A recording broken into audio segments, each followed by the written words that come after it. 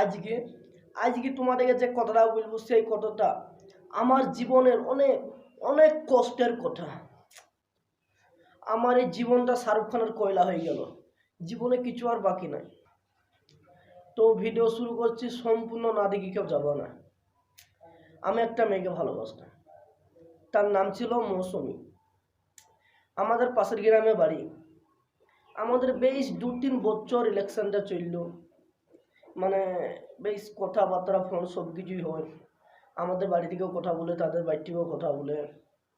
যে হঠাৎ একদিন আমাকে বলছে যে তোমার সাথে আমার আর সম্পর্ক রাখা যাবে না। আমি কেন?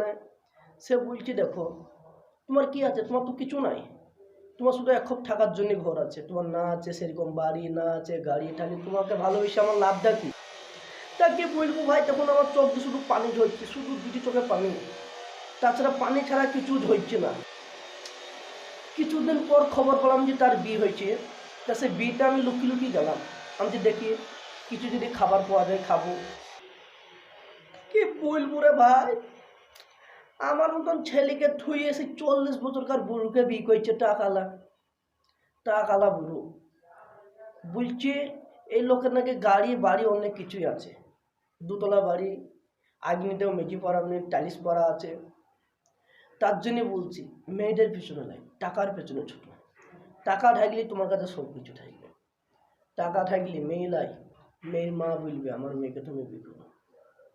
ভাই একটা লাইক করে দিও আর চ্যানেলটাকে সাবস্ক্রাইব করে দিও।